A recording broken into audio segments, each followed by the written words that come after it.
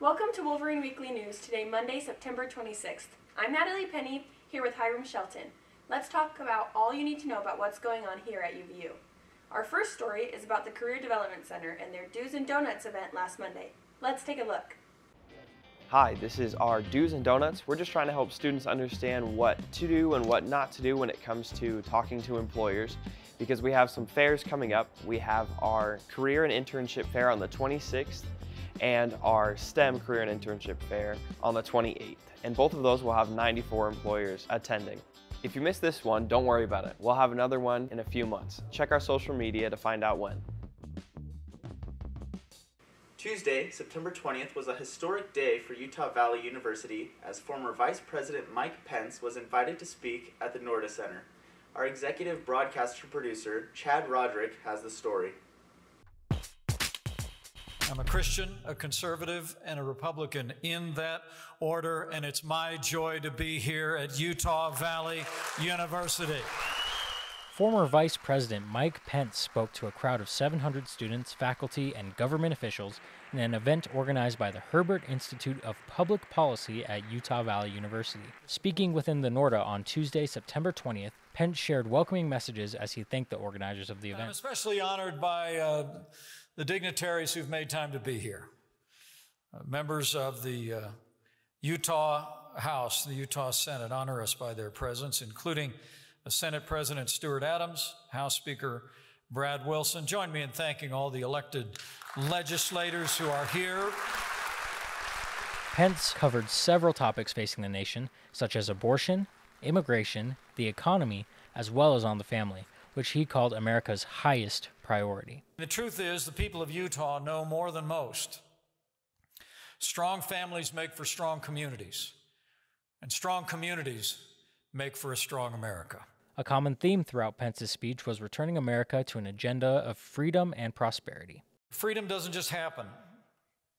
Governor Herbert reminded me last night what President Reagan used to say. Freedom is never more than one generation away from extinction. It's not passed along in the bloodstream. It has to be fought for and defended by each succeeding generation. Pence was also asked about whether or not he planned to run for president in 2024. Are you running as a candidate in the 2024 presidential election? His response? Kate, I'll keep you posted. The review had an opportunity to follow up with the former vice president, asking how national political polarization has seeped into state and local politics. His response centered largely on civility. But in my time in the Congress, my time as governor, my time as vice president, I always tried to practice civility, serving an audience of one. And it isn't, people will tell you, I'm conservative, but I'm not in a bad mood about it. I mean, I love a debate. Let's go. Let's talk about the big issues of the day, and I'm happy to tell you how wrong you are. I really am. But there's a difference between telling somebody that their ideas are bad and telling them they're a bad person. During the event, a silent protest by the Progressive Student Alliance gathered to voice their disapproval with the event inside. The review was provided a statement from the PSA on their intention behind the protest. We are organizing this protest because this speaker does not represent many portions of the campus community. We believe that this will be a great outlet to show our disapproval of this speaker. Mike Pence does not represent the values of UVU and UVU students. The statement reads, "What we are hoping to see at the protest is the broader UVU community taking a stance against hateful individuals such as Mike Pence. As a group, we believe that Mike Pence, through his tenure as governor, congressman, and vice president, is a tenure of hatred of marginalized groups." As the former vice president's remarks came to a close, Pence gave a call to action to the rising generation in the audience to prepare to defend freedom. Let me say to all, cherish freedom, and all who desire to serve. Let you be known as a person who will keep your oath. As the Bible says, you'll keep your oath even when it hurts. To do that, I want to challenge the students who join us here today to make a lifelong commitment to become men and women of integrity. Use this time in your life to develop the qualities of the inner man and the inner woman that will pour a foundation of strength and character that will allow you to meet that moment. That's all here in Orem. As always, have a great day. I'm Chad Roderick for the UVU Review. Thank you to the Herbert Institute for Public Policy for providing us with such an incredible event. The UVU Review was able to interview President Astrid Tuminez about her leadership, overcoming COVID as a university, and some strategies she uses to deal with stress. I remember flying from Las Vegas back to Utah, thinking that I had taken on a job that I was not qualified for. You know, every one of us, to some extent or other, has imposter syndrome, everyone. And it was really that one single time when I felt like, are you kidding yourself? You're not qualified to lead a university during the time of a pandemic. I have my bad days where I just feel like, okay, nothing went well, I haven't slept, I feel terrible, and I'm good at handling it sometimes, and sometimes I'm not. But I think to me, like when I sleep or breathe or run, those are the things that, or I just like watch a comedy show, that also works.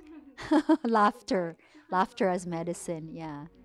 And then celebrating what you're accomplishing is so important. Know how to take care of yourself. When I was your age, I wasn't very good at that. I was just, what I was about powering through everything. And in some ways, I think I was quite abusive on myself as a young person, but it also helped me to achieve things that many people didn't achieve. So it is kind of a double-edged sword. But I think it's so important to know that when you need to sleep, breathing is something I emphasize very much. I am a follower of Zen Buddhism because it truly is something so beautiful, powerful, and meaningful when you connect your mind with your body and you are present in the moment. Like right now, I am just here with you, talking to you. I don't want to think about tonight, and things like that. So that is sort of the counter to the word overwhelmed. We want to be living every day with joy and enthusiasm and chop it up, chop your work up. So what would I say to students who are leading or aspire to lead or are simply maybe being overwhelmed sometimes by their schoolwork alone? So for everyone, I already said, learn how to breathe, learn to care for yourself. But chop your work up into small pieces. It's just like eating. You're not going to eat a big piece of steak. One of my favorite books is Anne Lamott's Bird by Bird, where she tells the story of how her brother had his homework about birds and he was crying. And his father just said, just take it bird by bird, because he wasn't ready. He put it off. Just look at the eagle, then the cormorant, and then the flamingo. Just, one bird at a time. Yeah, so I think if we could take it bird by bird, learn to breathe, and then also celebrate the things that we are accomplishing.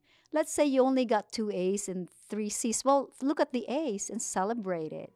If your club meeting was only half good, well, celebrate the half good and ask yourself, what did I learn? What did we learn? We're programmed to focus on our problems. And, recently I did a video for Live On Utah about people who are depressed and have suicidal thoughts. And I quoted the Zen master Thich Nhat Hanh, who said, you don't have to wait till you're completely free of suffering to allow yourself to be happy. And that word allow is so important. I give myself permission to laugh. Even if I don't feel like it, sometimes it's funny. You just do it anyway, and then you feel better somehow. I hope that, our values of exceptional care, exceptional accountability, exceptional results, even when we're not perfect, that we try to remember those every day and live by those values. And I want to say to our students that the reason I am at UVU is because of you guys. I left a great job in Singapore because I really love this idea of working with students, and many of our students are non-traditional. Almost 30% of our students are 25 years and older, because I am a firm believer that whatever happened to you in high school or even after high school, and if it was negative, forget it. You're here. The only question is what do you want to do today? Is there one thing in this big university with tens of thousands of people and a lot of resources, is there something that excites you at all? And the investment that you're making, students who are listening, the investment you're making is not for your mother or your father or your grandmother or grandfather or your church authority or your neighbor. It's for you. I would just like every student to believe that each of you are worth the investment you're making. And that is just such a wonderful thought, 10 years from now, you will look back and see all these hard times. They've formed me into the better person that I am. All my successes, they've also formed me into the person that I am. So go Wolverines! We'd like to thank President Jimenez for meeting with our team and for her leadership as our president here at Utah Valley University. In upcoming news, the Career and Internship Fair is today from 10 a.m. to 3 p.m. in the Grand Ballroom. Go check it out to look at some career options for your future. Women's soccer plays California Baptist on Friday at 7 p.m. Come out and support your Wolverines as they continue WAC play. Bachata Fest is also Friday from 8 p.m. until the early hours of the morning on Saturday at the UCC Youth Center. If you want to go have a party, tickets are available through Campus Connection. Finally, our volleyball team faces Sam Houston at 1 p.m. this Saturday here at home. Another chance for you all to come support our Wolverine athletics. Volleyball looks to stay undefeated in WAC play, so it's going to be a good game. That's all we have for this week's edition of Wolverine Weekly News. Be sure to subscribe to the UVU Review on YouTube and follow at UVU Review on Instagram, Twitter, and Facebook. From all of us here in the studio and at the UVU Review, have a great week, Wolverines.